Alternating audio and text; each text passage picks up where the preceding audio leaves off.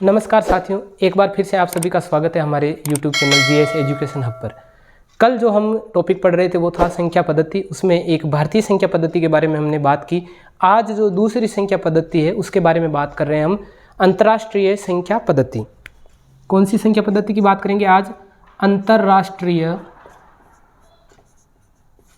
संख्या पद्धति।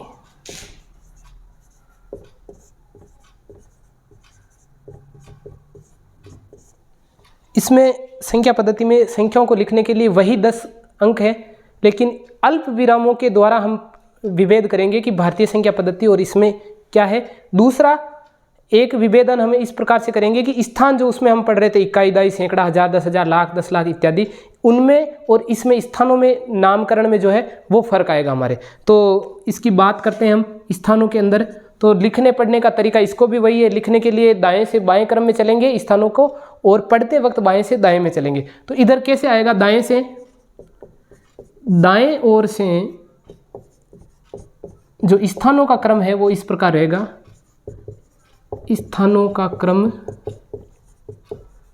कैसे रहेगा उसकी बात करते हैं। सबसे पहले दाईं तरफ रहता है इकाई का, दूसरा आता है दाई, तीसरा सैकड़ा, चौथा हजार, फिर हजार के और बाईं तरफ चलेंगे तो 10,000। अब भारतीय संख्या पद्धति में हमारे आ रहे थे लाख, जबकि अंतर्राष्ट्रीय संख्या पद्धति में हमारे क्या आ जाएंगे? 100,000। लाख को हम इस पद्धति में क्या कहते हैं? 100,000। और भारतीय में जिस 10 लाख को हम 10 लाख बोल रहे थे उसको हम इसमें बोलेंगे मिलियन या 1 मिलियन। मिलियन से और बाईं तरफ चलने पर आ जाएगा 10 मिलियन।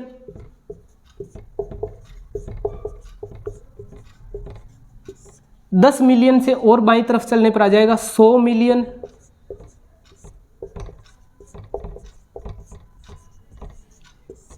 इससे एक स्थान और बाईं तरफ चलने पर हमारा आता है बिलियन, 1 बिलियन या बिलियन।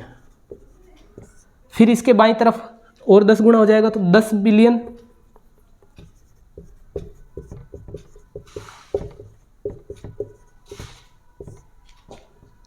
इसके बाईं तरफ एक स्थान और चलने पर 100 जो है हमारा बिलियन हो जाएगा।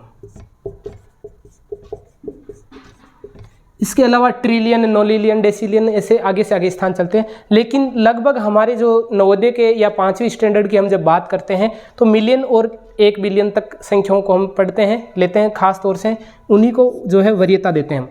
अब इसमें अल्प विरामों का प्रयोग कैसे किया जाएगा उसकी बात करते हैं।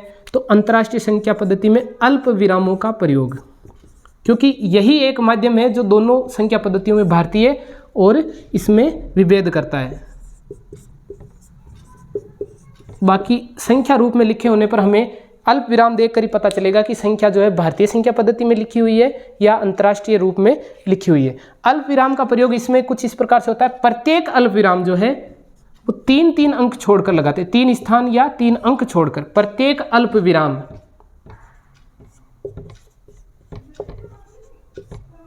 3 स्थान या 3 अंक छोड़कर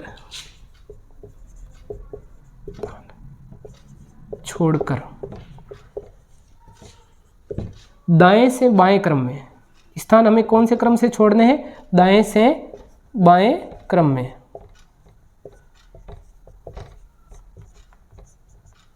लगाते हैं। उदाहरण के माध्यम से आपको पूरी तरह से स्पष्ट हो जाएगा कि ये जो अल्प विरामों का प्रयोग कैसे करेंगे। फिर इसको हम शब्दों में लिखेंगे या संख्या का नाम जिसको कहते हैं वो लिखेंगे। देखिए, मैं उदाहरण लेता हूं जिसमें हम अल्प विराम लगाकर आपको पूरी तरह से स्पष्ट हो जाएगा। उदाहरण पहला ले रहा हूं मैं। कुछ भी मैं अंकों का प्रयोग करके एक संख्या लिख रहा हूं।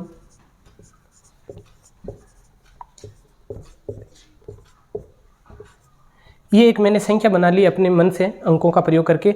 अब पहला काम होता है इसमें अल्प विराम लगाना। मैंने आपको बताया दाईं तरफ से हम प्रत्येक 3 स्थान या 3 अंक छोड़कर अल्प विरामों का प्रयोग करते हैं, और सभी अल्प विराम जो है इसी क्रम में आते हैं इस संख्या पद्धति में। तो इधर से इकाई, दाई, सैकड़ा 3 स्थान हो गए, यहाँ हम अल्प विराम का प्रयोग करेंगे। फिर 1000, 10,000, 100,000, यहाँ एक अल्पविराम का प्रयोग हो गया। इसके बाद में मिलियन, 10 मिलियन और 100 मिलियन यहाँ पे हो गया, और ये बिलियन का स्थान आ गया। अब इसको शब्दों में लिखने के लिए भी हम इस प्रकार से लिखेंगे कि जहाँ तक हमने पढ़ा स्थान क्या पढ़े कि इकाई, दाई, सैकड़ा, 1000, 10,000, 100,000, मिलियन, 10 मिलियन, 100 मिलियन और बिलियन। तो यहाँ 3 है हमारा, तो हम इसको लिखते हैं 3 बिलियन। फिर 2 अल्पविरामों के बीच में जो संख्या होती है उसको एक साथ लिखना है, और उसमें जो मिलियन शब्द आता है वो लगा देंगे हम। तो ये हो जाएगा 598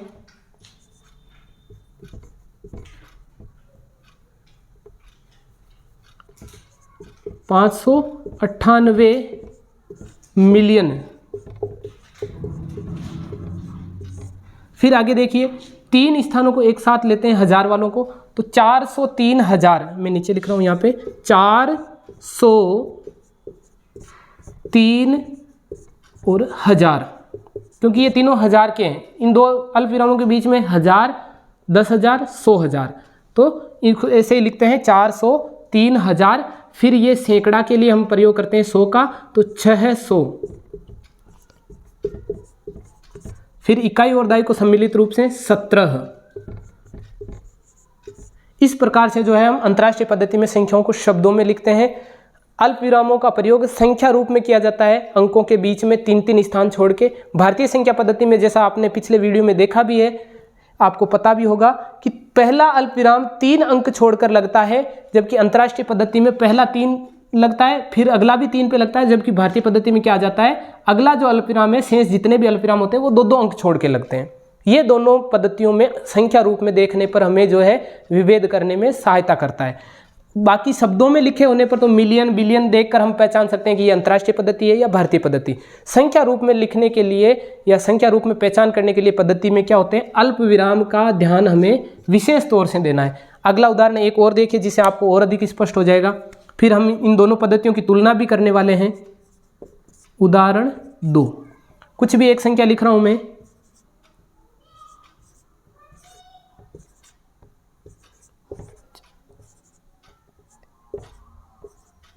एक संख्या मैंने ये बना ली है। अब अल्पविराम लगाते हैं, पहला काम यही होता है अल्पविराम लगाने। तो यहाँ अल्पविराम आ गया, फिर 3 स्थान छोड़ के अल्पविराम, और अगला अल्पविराम 3 स्थान छोड़ के आता, तो हमारे पास अंत में कोई अंक नहीं, तो हम अल्पविराम नहीं लगाने वाले। अब इसको शब्दों में लिखते हैं तो क्या हो जाएगा, पहले स्थान गिनते हैं हम इसके। इकाई, दाई, सैकड़ा, 1000, 10,000, 100,000, मिलियन, 10 मिलियन, 100 मिलियन। इसका मतलब हमारे हो गए कितने कि इन तीनों को साथ में पढ़ना में 803, तो हम ऐसे ही लिखेंगे, जो पढ़ते हैं वही लिखते हैं 803। और ये जो है मिलियन के स्थान है तीनों, मिलियन, 10 मिलियन और 100 मिलियन, तो हम इनके पीछे भी शब्द जोड़ते हैं मिलियन। इसके बाद में 943,000, 943,000। इसके बाद में 760, 760। इस तरह से जो है उदाहरण के रूप में आपने देखा कि अल्पविराम का प्रयोग कैसे करते हैं, फिर उनको संख्याओं को शब्दों में कैसे लिखते हैं। अन्य उदाहरणों का प्रयोग आप अपनी पाठ्य पुस्तकों में देखकर कर सकते हैं। अब हम जो है आगे लेते हैं भारतीय और अंतर्राष्ट्रीय संख्या पद्धति की तुलना। तो अब भारतीय पद्धति और अंतर्राष्ट्रीय पद्धति जो हमने पढ़ी है, इन दोनों की हम सारणी रूप में तुलना करते हैं कि कौन से स्थान का क्या नाम दिया जाता है कौन सी पद्धति में, और कौन जो है किसके बराबर होता है। तो चलिए मैं एक सारणी के रूप में आपको समझाता हूँ। इस तरफ मैं लेता हूँ भारतीय संख्या पद्धति के स्थान, कि कितने स्थान पर कौन से नाम से हम पहचान करते हैं, भारतीय संख्या पद्धति। और इस तरफ मैं लूँगा अंतर्राष्ट्रीय संख्या पद्धति।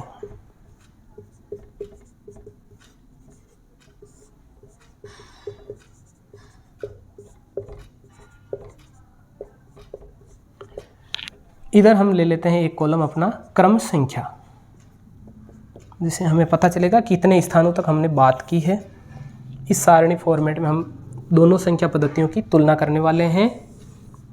चलिए, पहला स्थान हम देखते हैं कि पहला अंक दाएं तरफ से, इस संख्या पद्धति में हम उसको इकाई नाम देते हैं। तो इस संख्या पद्धति में भी हम अंतर्राष्ट्रीय में भी वही बात करते हैं, इकाई की। इसमें दूसरा स्थान होता है दाई का, इसमें भी वही दाई। इसमें फिर तीसरे स्थान पर आ जाता है सैकड़ा। 10,000 तक दोनों पद्धतियों में हमारे स्थान जो है सेम ही रहने वाले हैं। इसमें भी सैकड़ा, चौथा, पांचवा, छठा, सातवां, आठवां, नौवां, जो भी हम जितने तक बात करने वाले हैं वहां तक लिख लेंगे। सैकड़ा, इधर भी सैकड़ा। फिर चौथा स्थान होता है इसमें हजार, इसमें भी वही हजार। 10,000 तक मैंने बताया आपको, दोनों पद्धतियों में सेम लिखते हैं संख्या को, खाली अल्प विराम का फर्क है। इसमें आ जाएगा 10,000, इसमें भी 10,000।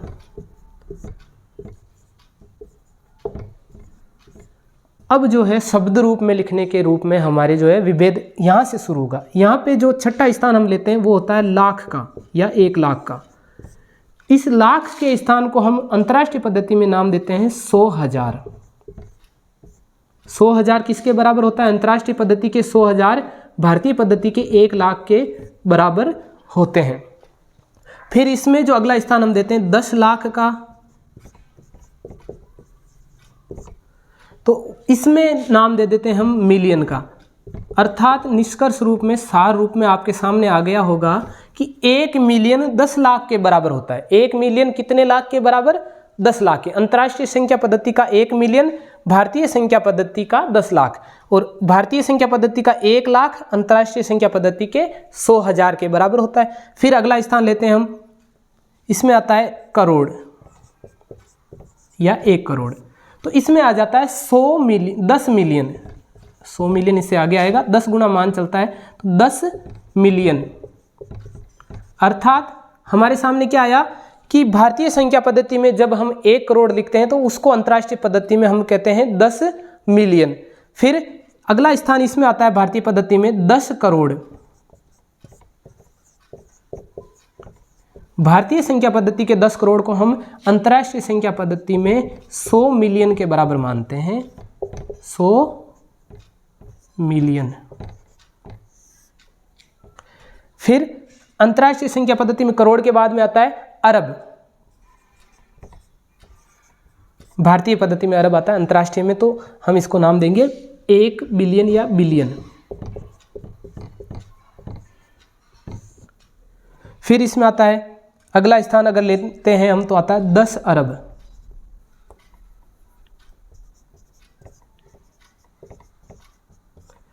इसमें हो जाएगा वो 10 बिलियन।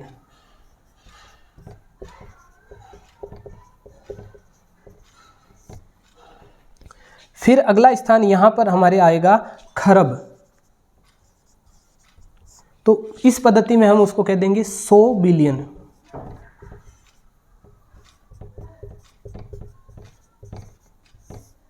तो कल हमने भारतीय संख्या पद्धति में खरब 10 खरब तक बात की थी, तो हम अंतर्राष्ट्रीय पद्धति में उन सब की तुलना कर चुके हैं कि भारतीय संख्या पद्धति और अंतर्राष्ट्रीय संख्या पद्धति में 10,000 तक संख्याओं को समान रूप से लिखा जाता है। अल्प विराम का अंतर आता है कि भारतीय संख्या पद्धति में पहला अल्प विराम जो है दाईं ओर से 3 अंक छोड़कर 3 स्थान, इकाई, दाई और सैकड़ा के स्थान के बाद में आता है। तो अंतर्राष्ट्रीय पद्धति में भी 3 स्थान छोड़ के आता है, लेकिन भारतीय संख्या पद्धति में अगला अल्प विराम जो है 2 अंक या 2 स्थान छोड़ के आता है। लेकिन अंतर्राष्ट्रीय संख्या पद्धति में ऐसा नहीं है, उसमें सारे अल्प विराम समान रूप से 3-3 स्थान या 3-3 अंक छोड़कर प्रयोग किए जाते हैं। अपने सारणी के रूप में तुलना को देखा है अभी, मैं एक बार फिर से दोहरा रहा हूँ। दोनों पद्धतियों में जहाँ से विभेद शुरू होगा और जिनको हम जैसे जैसे पढ़ रहे हैं वो मैं बोल रहा हूँ। इकाई भारतीय संख्या पद्धति में इकाई रहती है, अंतर्राष्ट्रीय संख्या पद्धति में भी इकाई रहेगी। दाई जो है दोनों में सेम रहती है, सैकड़ा भी दोनों पद्धतियों में सेम रहेगा, हजार भी सेम रहेगा, 10,000 तक भी वही रहता है। लेकिन आगे जो हमारा भारतीय संख्या पद्धति में 1 लाख जिसको हम पढ़ते हैं वो जो है अंतर्राष्ट्रीय पद्धति में 100,000 के बराबर होता है। जैसा आपको पीछे वीडियो में पहले देख लिया आपने कि भारतीय संख्या पद्धति का 1 लाख अंतर्राष्ट्रीय संख्या पद्धति में 100,000 लिखा जाता है। फिर 10 लाख को हम उसमें लिखते हैं 1 मिलियन।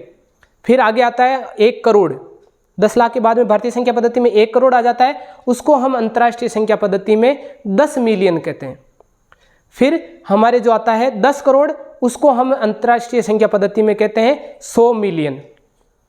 फिर भारतीय संख्या पद्धति में हमारा आता है अरब, उसको हम अंतर्राष्ट्रीय संख्या पद्धति में कह देते हैं 1 बिलियन। फिर 10 अरब को हम कहते हैं अंतर्राष्ट्रीय संख्या पद्धति में 10 बिलियन। और फिर 1 खरब जो आता है उसको हम अंतर्राष्ट्रीय संख्या पद्धति में कहते हैं 100 बिलियन। इस तरह से हमारी जो दोनों संख्या पद्धतियाँ हैं चलती है। आप बार बार अपनी पाठ्य पुस्तक में देखकर इनका अभ्यास कर सकते हैं। धन्यवाद।